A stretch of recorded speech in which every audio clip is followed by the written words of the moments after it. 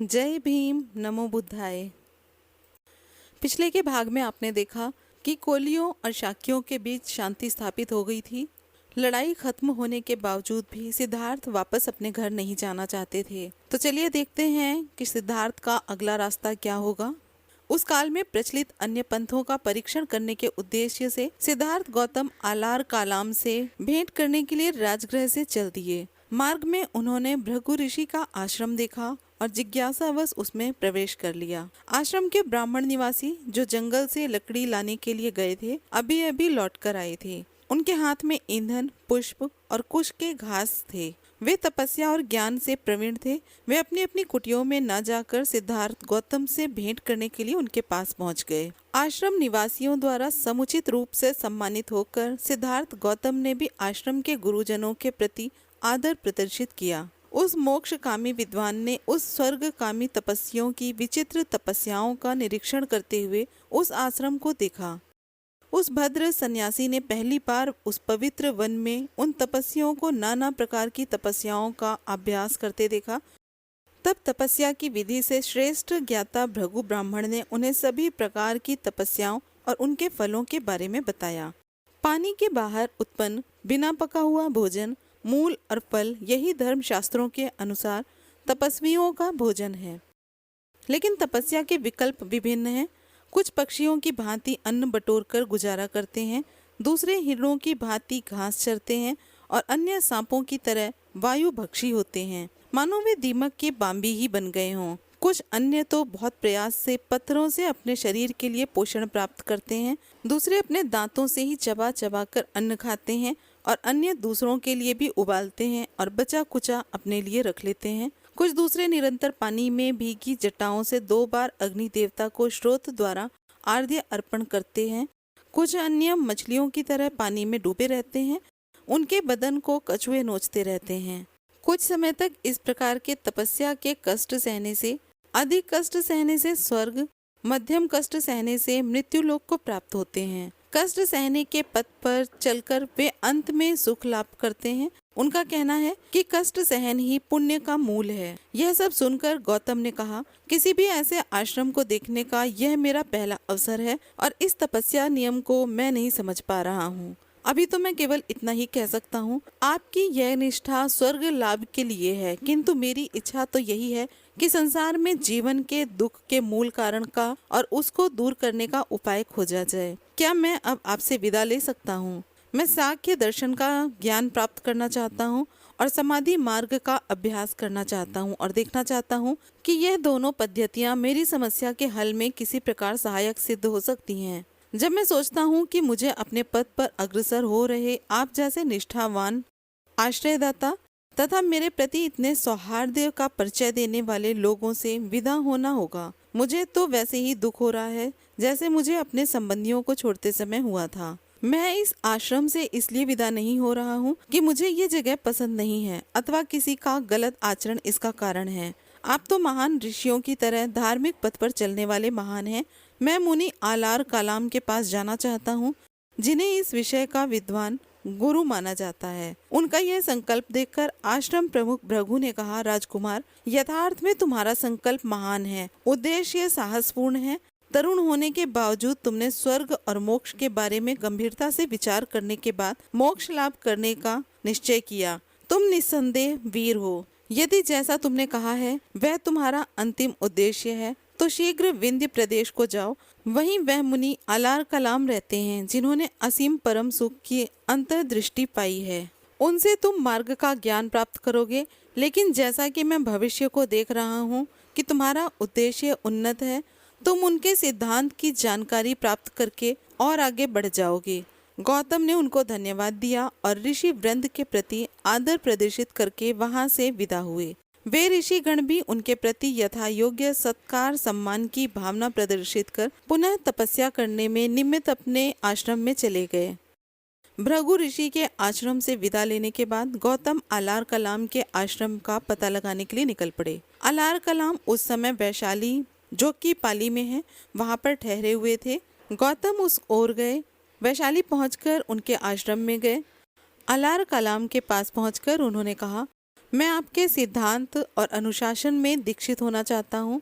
इस पर आलार कलाम ने कहा, तुम्हारा स्वागत है। मेरा सिद्धांत ऐसा है कि तुम्हारे जैसा बुद्धिमान आदमी इसे कुछ ही समय में स्वयं समझ सकता है, मेरे सिद्धांत का अनुभव कर सकता है, साध्य कर सकता है और तदनुसार जीवन में उसका पालन कर सकता है।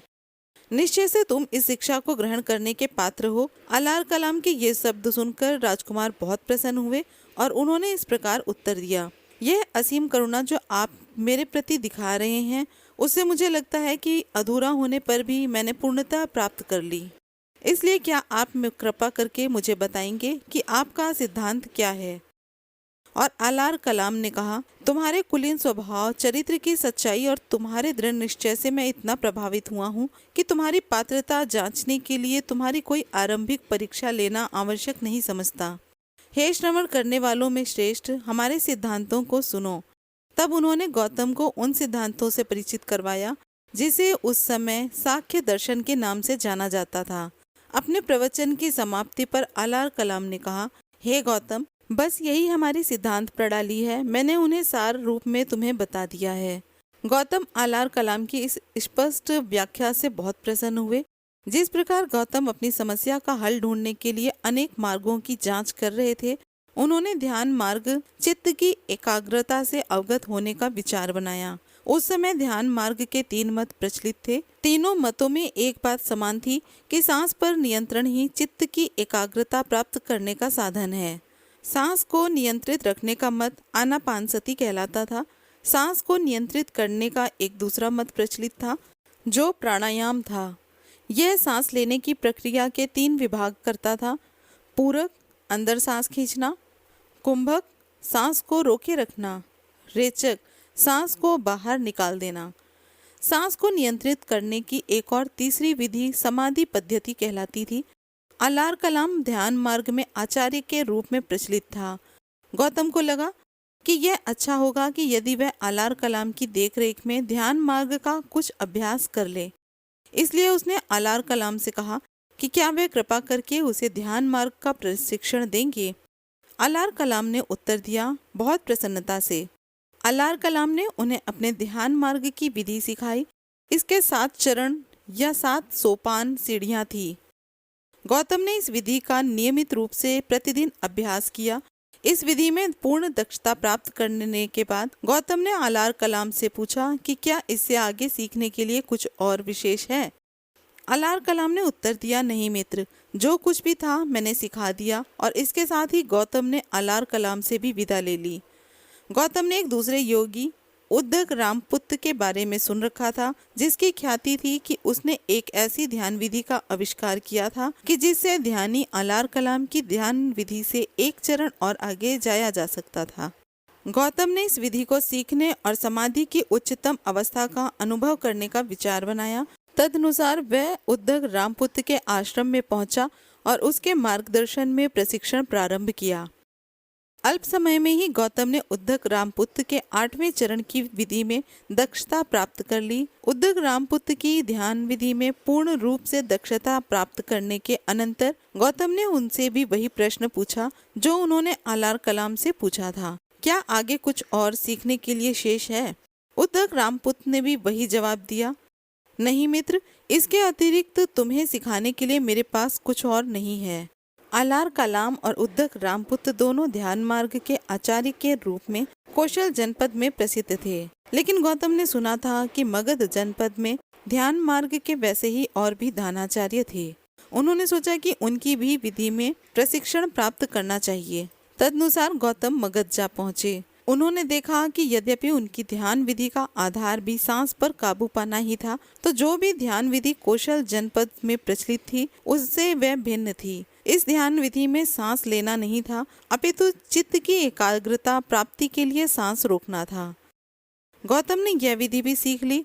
जब उन्होंने सांस को रोककर चित्त को एकाग्र करने का प्रयास किया तो उन्हें लगा कि उनके कानों में बहुत तीव्र भेदक आवाज आती है और उसे ऐसा लगता था कि मानो उसके सिर में कोई तेज नुकीला चाकू भेदा जा रहा हो।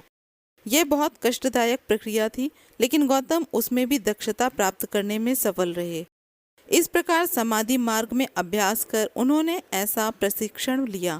गौतम ने सांख्य मार्ग तथा समाधि मार्ग का परीक्षण कर लिया था, लेकिन वे तपश्चर्या का प्रयोग किए बिना ही भृगु का आश्रम छोड़कर चले आए थे। उन्होंने विचार किया कि इस बारे में भी स्वयं प्रयोग करके अनुभव प्राप्त करना चाहिए, ताकि वह अधिकार के साथ इस पर बोल सकें। तदनुसार गौतम गया नगर पहुंचे। वहां पहुंचकर सबसे पहले उन्होंने घूम फिर कर आसपास का क्षेत्र देखा और उरुवेला में गया के राजर्षि नेंगरी के आश्रम में तपश्चर्या का अभ्यास करने के लिए वास बनाया। तपश्चर्या के लिए निरंजना नदी के तट पर यह एक एकांत तथा निर्जन स्थान था। उरुवेला में वे 5 परिवाजक से मिले, जिनसे उनके भेंट राजगृह में हुई थी और जिन्होंने उन्हें शांति का समाचार लाकर सुनाया था। वे भी तपश्चर्या का अभ्यास कर रहे थे।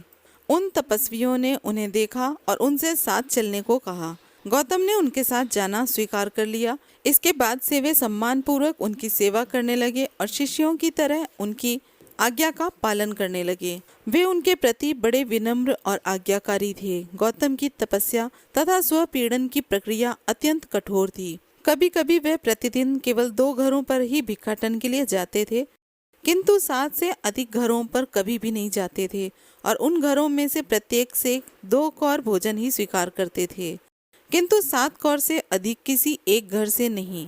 वह एक दिन में एक तस्त्री भोजन पर ही गुजारा करते थे, किंतु 7 तस्त्रियों से अधिक किसी हालत में नहीं। कभी कभी वे सारे दिन में एक बार ही भोजन करते थे, कभी कभी तो 2 दिन में एक बार। इसी क्रम से कभी कभी 7 दिनों में एक बार या 15 दिनों में एक बार, वह भी बहुत नपीतुली मात्रा में। जब उन्होंने तपश्चर्या में और प्रगति की तो उनका एकमात्र आहार जंगल में इकट्ठी की हुई हरी जड़ें या स्वयं उगे हुए जौ या धान के दाने या पेड़ों की छाल के टुकड़े या काई या चावल के इर्द गिर्द भूसी के अंदर लाल कण या उबले हुए चावल की मांड या सरसों आदि की खली मात्र रह गया था। वे जंगली जड़ें और फल खाकर रहते थे या हवा से गिरे हुए फल फूल खाते थे। उनके कपड़े या तो सन के बने होते थे या सन की रस्सी और कूड़े के ढेरों पर पड़े हुए चिथड़ों के, पेड़ की छाल के आदि या पूरी मृग छाल या घास के छाल या लकड़ी के पट्टियों के, आदमियों या पशुओं के बालों से बने कंबलों या फिर उल्लू के परों से बने होते थे। वे अपने सिर और दाढ़ी के बाल नोच नोच कर उखाड़ते थे। वे हमेशा सीधा पालथी मार कर बैठते थे तथा बिना खड़े हुए भी पालथी मारे मारे ही आगे की ओर सरकते थे। इस तरह से तथा और भी नाना प्रकार से वे अपने शरीर को कष्ट और पीड़ा पहुंचाते थे। उनकी तपश्चर्या इस सीमा तक पहुंच गई थी। वे इतनी विभत्स सीमा तक चले गए थे कि वर्षों तक उनके शरीर पर धूल और मैल जमती गई और बाद में अपने आप गिरने लगी। वह भयानक कष्टदायक घने जंगल में रहते थे, जिनके बारे में कहा जाता है कि यदि एक पागल के सिवा कोई और उस जंगल में प्रवेश करने का साहस करे तो उसके रोंगटे खड़े हो जाएं। जब शीत ऋतु में रातें बर्फ की तरह कड़क ठंडी हो जाती तो कृष्ण पक्ष के आधे दिनों में रात को वे खुले में रहते और दिन के समय घुप अंधेरे में रहते। और जब वर्षा के पहले ग्रीष्म ऋतु की भयानक गर्मी पड़ती थी तो वे दिन भर चिलचिलाती धूप में रहते थे और रात को दम घोट लेने वाली गर्मी से भरे जंगल में वे शमशान भूमि में मुर्दों की जली हुई हड्डियों का तकिया बनाकर लेटते थे। इसके बाद गौतम एक दिन में एक ही पली खाकर दिन बिताने लगे। बाद में एक ही तिल का दाना और फिर एक ही चावल का दाना प्रतिदिन खाकर रहने लगे। जब वे एक दिन में केवल एक ही दाना खाकर गुजारने लगे तो उनका शरीर बिल्कुल जर्जर हो गया था। यदि वे अपने पेट को स्पर्श करते तो उनका हाथ उनकी पीठ को जा लगता, यदि वे पीठ को स्पर्श करते तो उनका हाथ उनके पेट को जा लगता था। उनका पेट और पीठ एक दूसरे से आपस में इतने सट गए थे। यह सब कुछ बहुत कम खाने के कारण ही हुआ था। गौतम की तपश्चर्या और स्वपीड़न का अभ्यास अत्यधिक कठोर प्रकार का था। ऐसा 6 वर्ष तक जारी रहा। 6 वर्षों के अंत में उनका शरीर इतना दुर्बल हो गया था कि वे चलने फिरने में भी असमर्थ थे। तभी उन्हें कोई नया प्रकाश नहीं दिखाई दिया और वह संसार में जो दुख की समस्या है और उसके समाधान के निकट भी नहीं पहुंच पाए थे, जिस पर उनका मन केंद्रित था। उन्होंने अपने मन में सोचा, यह मनोभाव शून्यता की ओर ले जाने वाला मार्ग नहीं है, न ही प्रज्ञा और मोक्ष का मार्ग है। कुछ लोग इस संसार के सुख के निमित्त कष्ट उठाते हैं, कुछ दूसरे स्वर्ग लाभ के निमित्त परिश्रम करते हैं। सभी प्राणी आशा के शोक में पड़कर और अपने उद्देश्य को न प्राप्त कर सुख को खोजते हुए निश्चित रूप से ही दुख में जा गिरते हैं। क्या मेरे साथ भी ऐसा ही कुछ तो नहीं हुआ है?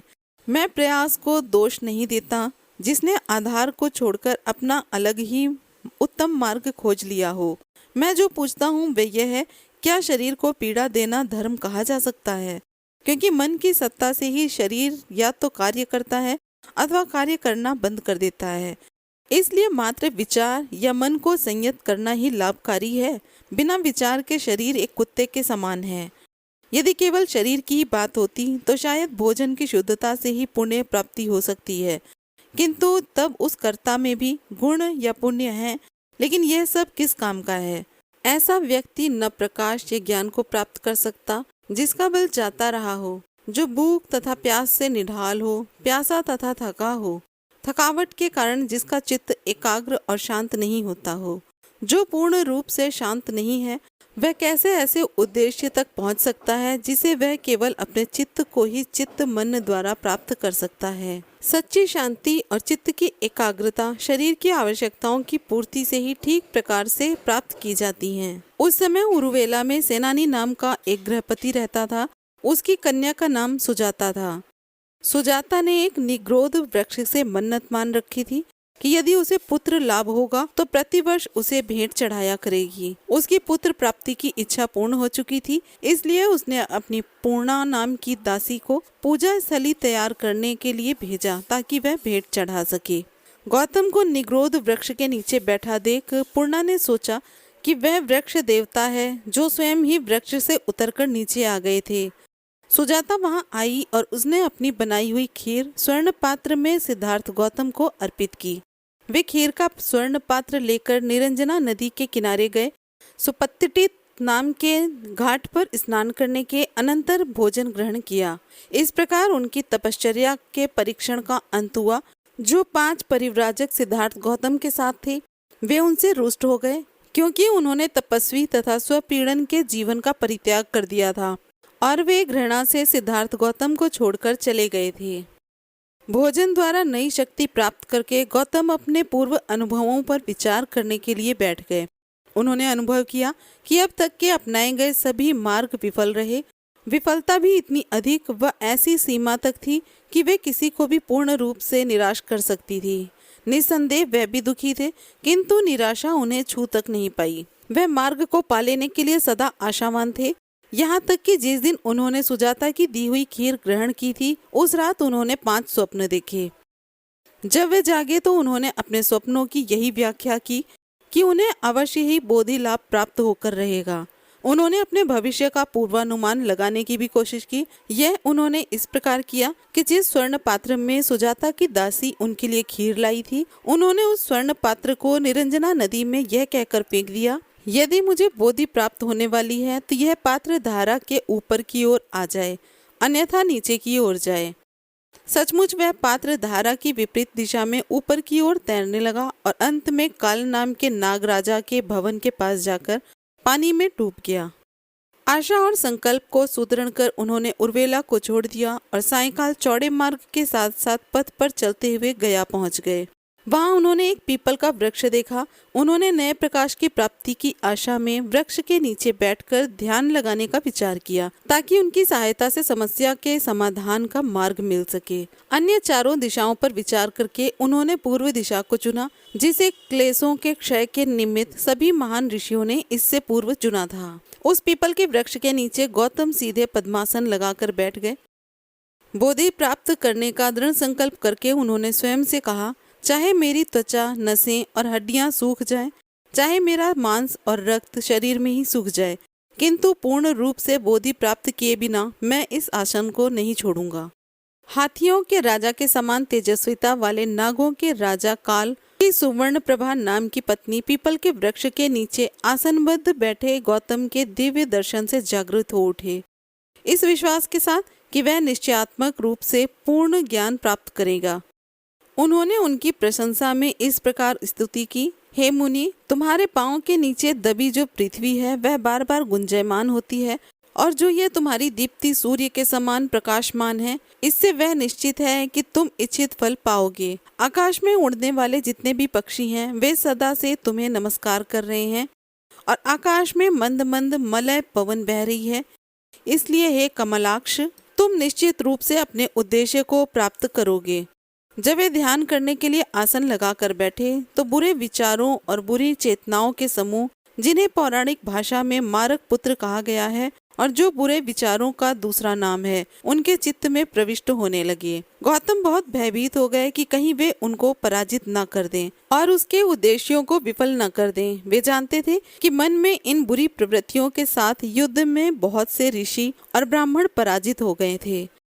इसलिए उन्होंने अपना पूरा साहस बटोरकर मार्ग को कहा, मुझ में श्रद्धा है, मुझ में वीर्य है, मुझ में प्रज्ञा है। हे मार्ग, तू मुझे कैसे पराजित कर सकता है? चाहे वायु इस नदी के स्रोत को सुखा दे, किंतु तू मुझे दृढ़ निश्चय से नहीं डिगा सकेगा। जबकि मैं इतना स्थिर हूँ, जीवन में पराजित होकर जीते रहने की अपेक्षा संग्राम में मर जाना मेरे लिए अधिक श्रेयस्कर है। दूषित प्रवृत्तियां गौतम के चित्त में ऐसे घुसी जैसे कि कौवा किसी पत्थर को चर्बी का ढेर समझकर उस पर जाता है और निश्चित रूप से सोचता है कि मैं यहाँ नरम नरम भोजन पाऊंगा और यहाँ संयोग से कुछ मीठा भी है।